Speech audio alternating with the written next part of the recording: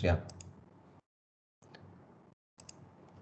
Okay, so we are on to different kinds of reactions. We are on to thermochemistry part. This is going to be useful for uh, all of us going forward. So this is the basic definition of what typical heat of reaction or enthalpy of reaction will be called. Um, it's the heat content or the enthalpy uh, over the process, starting from the reactants to the products. Over the reaction, the change in the enthalpy of a reaction is called heat of reaction. And this is a generic term, reaction, and those reactions can be very many types. Here it's as simple as that. You might have learned it. This is delta H reaction would be H reaction, H of products minus H of reactants. Here it is. I should have given a bracket here, so it's missing. And this generally, the subscript 0, it refers to a standard state, and we generally define it at 1 atmosphere. And going forward, when we vary the temperature, that has a slight dependence with temperature, that in subsequent classes we learn about that. So let's go into many sort of reactions. Like one such reaction would be heat of formation. It's a very commonly used enthalpy of reaction. That's enthalpy change accompanying the formation of 1 gram mole of substance from its constituent elements at a given certain temperature and at normal pressure. That will be called the enthalpy of formation. The example of that is given as the formation of water, and you could see here that normal states of hydrogen and oxygen are in the gaseous forms, so they have to be taken from the gaseous forms, and at normal atmosphere, normal pressure, you'd see water to remain as liquid. So the formation of water liquid from the constituent molecules of hydrogen and oxygen, that will be the enthalpy of formation, and the value is here minus 285 kilojoule per mole. Likewise, you can, from databases and from handbooks, you'll find heat of formation of a lot of substances. But then this heat of formation and is not the only one, to sort of account for, to be able to find out a complete reactions happening in the formation of a compound, starting from its ionic state, or an atomic state, and henceforth. So other reactions are examples of heat of solution, heat of combustion. Heat of solution is something that you take a beaker of water and then put a little bit of salt onto it. You realize that salt gets dissolved in water, and there is an enthalpy change involved, right? And interestingly, what happens is that this can be exothermic as well as endothermic. I think we haven't talked about what is exothermic and endothermic, but I think you guys know about it. When heat is produced by the reaction, by the process, then it would be called an exothermic process. By virtue of the reaction, that's heat is evolved, and heat is absorbed, meaning it's sort of an endothermic process. I'm not too sure if you guys have experienced that in making a solution. Can this be exothermic or endothermic, right? I'm not looking for an answer, but then you find very many different kinds of substances where, depending on the solute and depending on the solvent, it can be either exothermic or endothermic, right? And the simple test is that if you take a substance and then put it in a solvent, for example, let's say sodium hydroxide, dissolve it in water, you'd see that, of course, within safe practices, if you have to do it, then you'll see that while you stir and make the sodium hydroxide crystal soluble in water, you'll see that the bath temperature, or the beaker temperature, sort of goes up. So that's kind of an example of an exothermic reaction, So the heat is being evolved, and that's how you'd feel the temperature rise. And in certain substances, you'll see that so the salts dipped in, or dissolved in water, it would actually make the solution cooler. You'll feel cold, and that's an example of an exothermic heat of solution. So that's if you normalize it with the mole of the solute, then you can find out the heat of solution. Likewise, the enthalpy change for combustion. Combustion is an important industrial process, an engineering process, and there you use a burnable substance with the help of oxygen. It can be carbon, it can be methane, it can be hydrogen, and they've got different energy evolutions for that. And you know that enthalpy change for combustion, it's a exothermic process. The delta H is negative. That means the reaction gives heat, and that's pretty much the basis for driving so many engineering processes because of combustion. So the one example is given here as complete oxidation of carbon. That means you take carbon and then take a substantial amount of oxygen and make it burn. That produces carbon dioxide. That's the full oxidation. And sometimes it produces carbon monoxide also, which is an incomplete oxidation of that. And you see the enthalpy change that sort of counters heat of combustion. Likewise, you have bond dissociation energy. You have water, and there's composed of two bonds of oxygen and hydrogen, and how much of energy you require, to separate atoms by breaking its bond.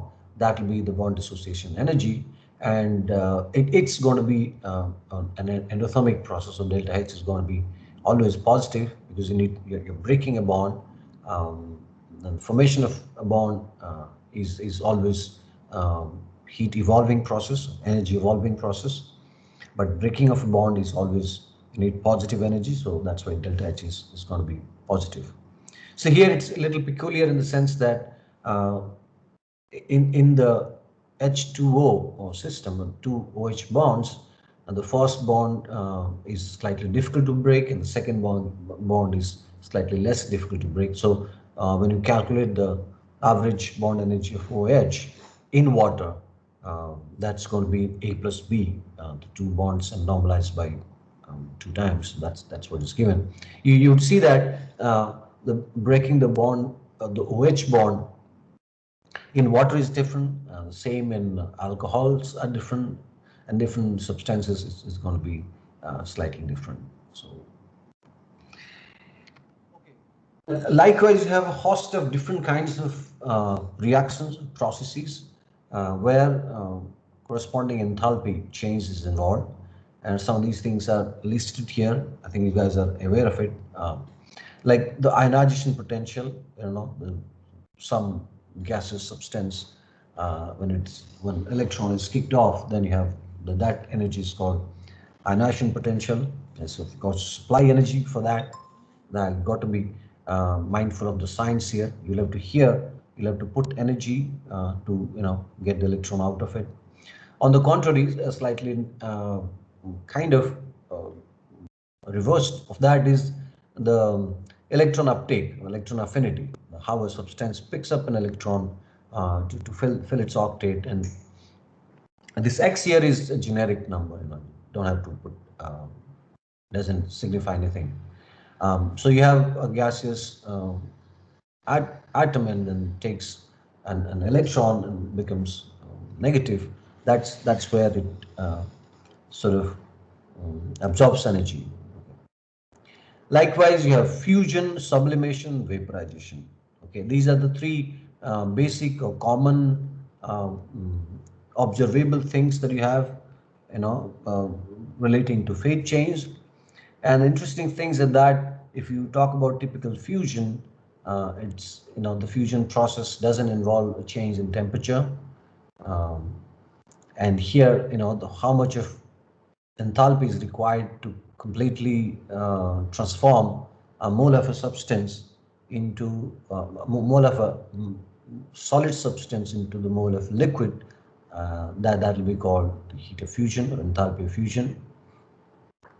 Likewise, vaporization would be, when you take the liquid form and then try to vaporize it and try to convert it to gaseous form. And sublimation is it's slightly different in the sense you can directly go from the solid state to the gaseous state. Now, if you look at these three, the typical process is that, you convert solid to liquid and liquid to gas. But then when you go from solid to gas, that's like, you know, bridging two processes and making it one. And the fact that enthalpy is not a path function, it's a state function. If that were to be a state function, then the heat of sublimation actually would be a combination of heat of fusion as well as heat of vaporization. I think you should test it for yourself from standard data book. That what are these, heat of sublimation and heat of fusion and vaporization from any system. Talk about sodium chloride or water or something, which are generally doable in normal circumstances, and you'll have very dependable data in the handbooks, and you can pull the data out of the handbook, and you'll see that heat of sublimation or enthalpy of sublimation is actually heat of fusion plus heat of vaporization. Right? And one more important thing is the heat of crystallization, or enthalpy of crystallization, and sometimes it's called lattice energy also, or lattice enthalpy or lattice energy. That is when you have crystals like sodium chloride or potassium chloride or all other substances where they are in a crystalline structure. They use, you see the table salt, that's crystalline structure. That's composed, or that's made of its constituent ions. Uh, but then the formation of this lattice, so regular or periodic arrangement of structures, it's generally energy favorable.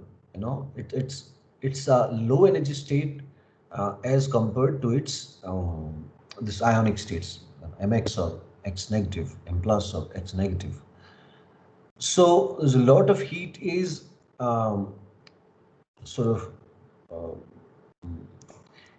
heat is evolved in that, in the sense that when you go from these two ionic states and then form a crystal, the crystal being a low energy form, heat is evolved out of that, and that is heat of crystallization. Right? And it's always going to be delta H is a negative quantity. That means you need to supply energy to a crystal to be able to make its constituent ionic forms. Now, since we know that energy is conserved, you know, and if you put together all of these energies, it should eventually lead to zero sum. It's a zero sum game. It's like a bookkeeping of energies. But then you'll have to properly say what is what, and then from which state to which state, what energy is to be counted, whether it's to be counted in positive or negative. If you're able to do that, then you'll actually come full circle, and then it clearly would say that enthalpy is a state function, and that again is the representation of the law of conservation of energy, and also it satisfies the first law.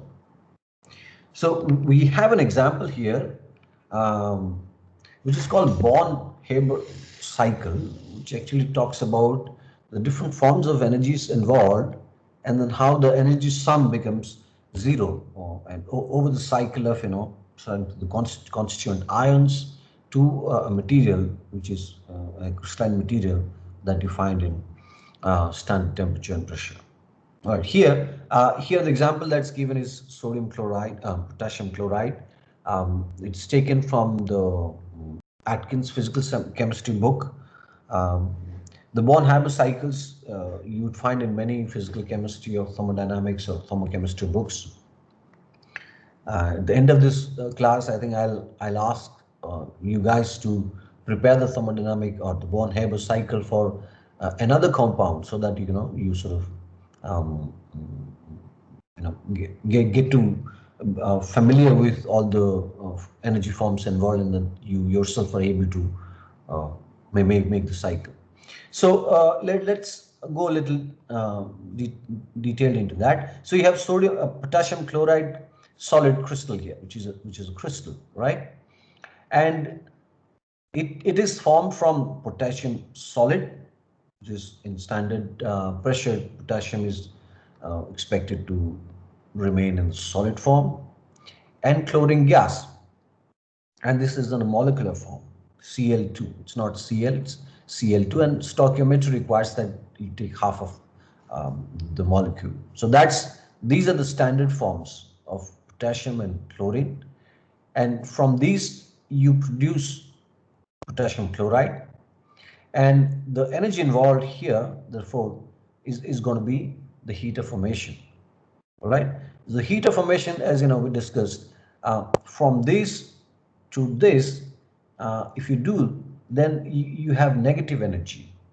All right, that means from here, if you go here, then you'll have to apply energy to the system to be able to dissociate it to its constituent standard forms of potassium solid and molecular chlorine, right? So this part, this plus 437, is the heat of formation of potassium chloride.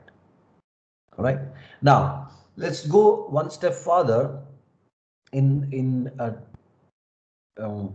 we go from potassium solid to potassium gas, then you'll have to apply the heat of the enthalpy of solid to gas, which is sublimation. The heat of sublimation has to be applied to the solid to be able to make it potassium gas, and this is again an endothermic process. In that, you'll have to supply energy here so that it becomes potassium gas. And then we want to make chlorine. This is half chlorine is written here in terms of the stoichiometric form, but then what it means is that we have chlorine molecule, which is a Cl2 molecule, and we want to make the molecule to an atomic form. We want to go from here to here. That would mean that for Cl2 we supply energy and form 2Cl. All right, so this much of energy has to be supplied, and you have to prorate it because you just need one chlorine atom here. So from chlorine molecule to chlorine atom, whatever is the dissociation energy, you take half of that. That has to be again supplied to the system. All right. Okay. Now at this stage we have potassium gas and chlorine gas. All right. So what we need to do is we need to ionize potassium so as to form the potassium plus gas. We have potassium gas. We need to make potassium plus, and for that you need to apply what? You need to apply the ionization potential. Okay, the ionization energy has to be supplied. Okay, so that it forms a potassium gas and an electron. At the same time, now we have the potassium in the ionic form, or the charged atom form, and we have chlorine gas, which is not yet charged. Now the basis of it is what? You form chlorine negative, and that to form chlorine negative, you will have to take the electron affinity amount of energy out of the system. All right, so you mark the signs here. Ionization potential, you have to supply that energy, and electron affinity is the energy that has to be taken away. So now you take chlorine gas and then you take the electron affinity amount of energy out, then you get chlorine negative. Okay, and these two are ionic gaseous forms, potassium plus and chlorine minus. These are in the ionic gaseous forms, which actually would form the potassium chloride solid. Okay, and this process would involve the heat which is called the lattice energy or the heat of crystallization. All right, so from here to here, you'd see that it completes the cycle. So, you know, if you know all of those things, then you have to see that it's a zero-sum game. If you don't know any of these things, then, based on this, you should be able to calculate that. And typically, the heat of crystallization is calculated based on the numbers that's available in all of these things, because these are the values which are either experimentally available or can be computed, and or this also can be computed, but these are the other ones which are easier to compute than this one. So, since it is a zero sum game, so you figure out the lattice energy depending on these numbers. So just to put it in a formula, it's an isothermal complete reversible cycle, then its change will be zero.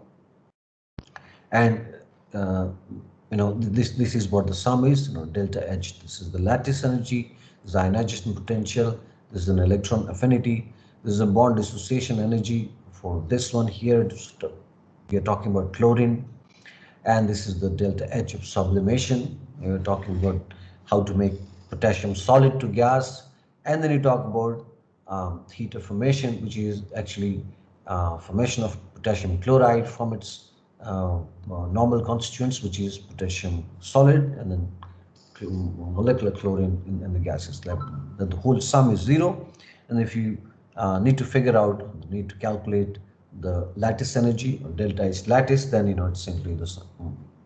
Sort of put it all on this side, and that gives you the value of delta H lattice. So what I would like you to do is, maybe I'll in an assignment I'll give you another compound.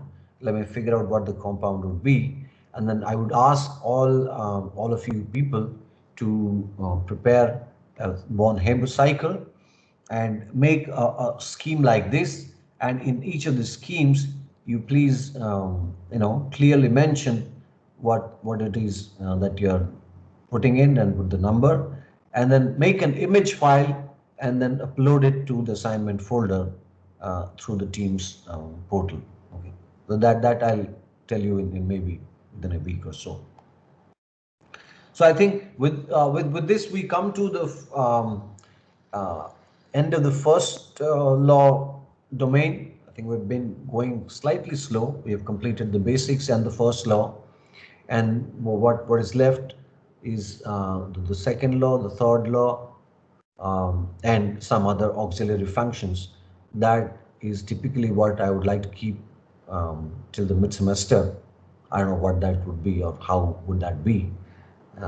Or maybe after that we'll go for a one-phase system just to begin with.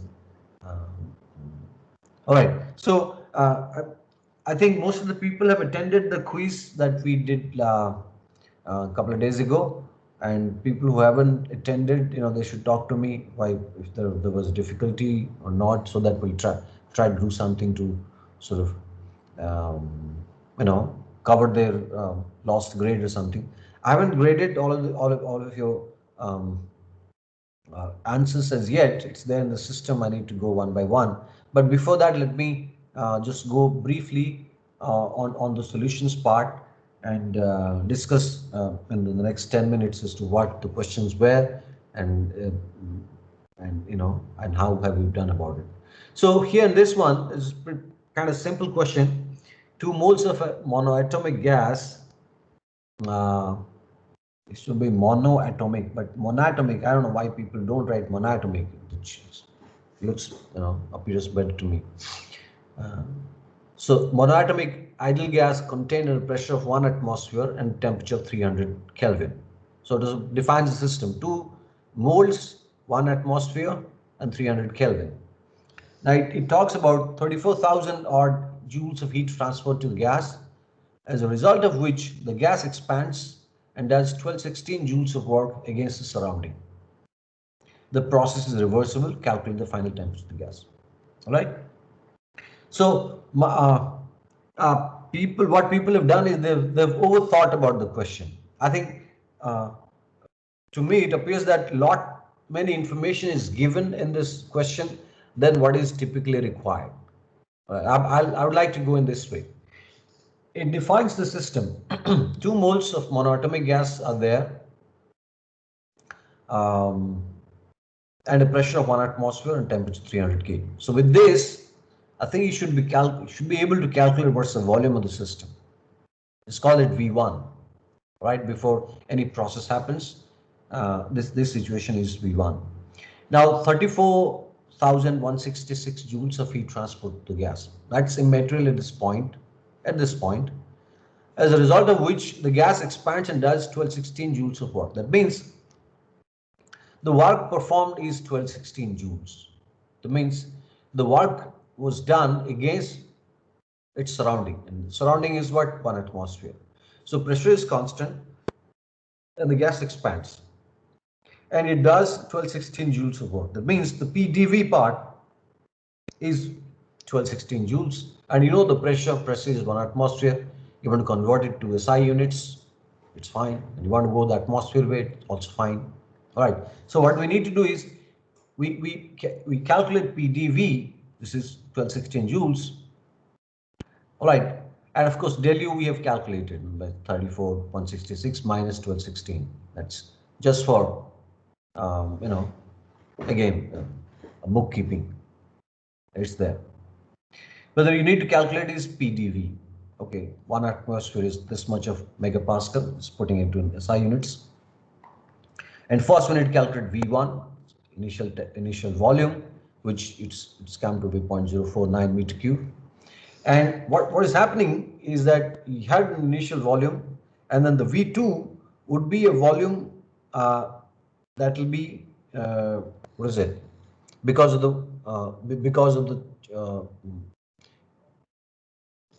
the initial volume plus the expansion volume. It had a volume like this, and it had an expansion volume like this. And that expansion volume you have to calculate from this W part, which is PdV divided by P. All right, and this gives you this much. And PdV, how do you calculate PdV? PdV is, you don't have to calculate, it's 1216, it's given you 1216 joules normalized by the pressure on atmosphere. That gives you some amount of, that's V. That's the final volume. All right. Now you simply need to do is you have initial volume, that's okay. You have a final volume, and you need to calculate the final temperature, which is simply applying this rule. Right. Now, if there were questions, or probably there were other parts of the question which I hadn't included, if you need to calculate the CP or the CV, then actually it makes a full question. In the sense that if it is total heat 34,000 odd and you are required to calculate the CP, then you use the formula CP delta T, that's equivalent to the enthalpy change, the heat change, or you need to calculate this the internal energy. That's that's already given here, because from the first law you can calculate the internal energy change, that's heat minus the work done, and that will be about this much, and you know the temperature change. Then you can calculate the CV of the system. You cannot directly calculate the CV of the system because it's not a constant volume process. So you need to first know the temperature change, and from other methods, if you know the delta U, then you should be able to calculate CV. So the CP and CV are further calculations that if it were asked, then you would have done that. I suppose many people have taken an approach of it's a monoatomic gas that's there, and then you can take a CV and then you calculate dt, and based on that you already CV dt, you equate that with delta U, and then eventually you calculate temperature. It's not a bad process, but it's not a perfect process, right? So yeah, in a way this question was like too much of information, but what was asked was fairly simple, right? Okay, now go to the next question. Sir, Yeah. sir, in this question, can you just do like du is equal to ncvdt, and as it is monoatomic, like cv is equal to 3 by 2 r, Yeah, and that will be a wrong yeah, I mean, I think a lot of people have done that way, but that's, yeah, but the you answer know, was coming in it was around 1600 something Kelvin. So is this 1600 Kelvin. Okay, the answer would be 1600 Kelvin, is it? 1600 Okay. something like? Um, yeah, we need to check that. We need to check that. I just need to do the calculations once again. Uh, I think this is the proper way of doing things. Maybe I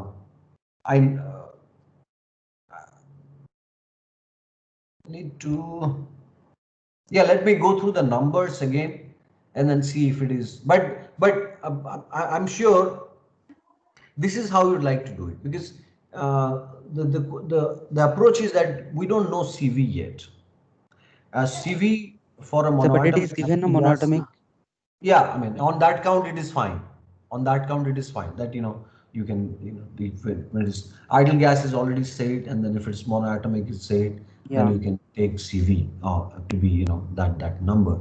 But then the proper approach would be, to see the work done, and based on that, there's a volume change, and then based on that, you have a final volume, and it sort of gives you the temperatures. Yeah. So Okay. temperature is coming on 620 Kelvin. 620 Kelvin. Yes, sir. Yeah, maybe the numbers I need to check again. I Okay. just did, even my calculator is not working, so I did on what is that, Firefox. I did some calculation. I might have missed a couple of things. Okay, Okay, I sir. just did it last night. I need to check the numbers, but then don't worry too much of the numbers. But then I think and the process is to be followed is like this. Yes, All sir. right. Yeah. So, okay, now question number two is, it's also slightly, it's a tricky one. It's not a difficult one, it was a little tricky. I just wanted you to understand the process that, if you put zinc in a dilute HCl, what's supposed to happen is, zinc would react with HCl and form zinc chloride and hydrogen gas. So in all of these things, there is no gas, right? But you're producing gas here. And if it is left in the open system and like against 1 atmosphere, then the gas will try to take up its volume depending on the reaction here. So the delta V, there has to be a delta V because you're evolving gases, and that delta V against the atmospheric pressure is going to be your work done. Right? So yeah, that's what is asked. Calculate the work done by the system as a result of this reaction. So what you simply need to do is P dV, and since there was uh, some volume was there was only in the condensed phase volume. Now what you're forming is volume is a gaseous phase volume. So that volume itself is the um, work done. Okay, multiplied by the atmospheric pressure. So PdV is nRT simply. All right, this you need to, because it's zinc is given as 5 grams, just need to calculate how much of hydrogen gas would be evolved. I think it's as simple as that. It's like prorated with the molar ratios. And question 3, I think I made a mistake here. While I was typing things, I also typed the answer. Why? Why is that? Because we had given two cases. One is that we take water to boiling at 1 atmosphere and we pass a current. All right. So this is the electrical supply of energy. So electrical work done is on the one side we're talking about, and on the other side we're talking about water being vaporized. All right. So that's why I think in the original question I had given you the del HV, isn't it? Which was like too much of information for you. I should not have given that. You should have calculated that based on the fact that you're giving electrical work done, which is VIT. Okay, this is 1.8 kilojoules, and with this you're able to vaporize this much of water, and then you convert that to molar substances and then figure out what is the molar change in enthalpy. That's what is the molar enthalpy at 373 Kelvin. All right, and if you have to figure out the internal energy, then you simply do del H minus RT. That will be your del U. All right, you got to know that there are no other ways to calculate um, CP, because this is a process where it's a phase change enthalpy, right? You cannot do the CP DT based calculations. DT is there; it's going to be constant here. There's no change in temperature in phase change process, the melting or freezing or vaporization. These processes, the temperature remains constant where one phase converts to the other phase. All right. So the enthalpy, you know, is the latent heat of enthalpy. That's where in the CP curve, you see CP versus temperature curve, you'll see there's a discontinuity. At one point, CP will come, and then that's a CP of solid and stops at some point, and then the CP of liquid begins at temperature up, at a numerical value on the y-axis up. So that's kind of a discontinuity. Right, so the CPDT curve won't do here. You'll have to calculate based on the phase change effects. All right. So this is it. I mean, a lot of problems we could do. A lot of numericals, very interesting numericals you can have. Try doing some of these things, and I'll also give you a sheet of assignment where I'll ask you to do within a period of 5 to 7 days. You can upload your answers within the team network itself. Otherwise, the paper-based thing would be difficult because all of you would write it on a piece of paper and then upload. That's going to be slightly difficult. Although we can do that, there's a functionality in the what is it, in the Teams portal, that you can write down your answers and then upload that sheet, if there's a space provided in the assignment. Okay, so if there are questions, I'll take it, or else we'll go for the next class. Other questions?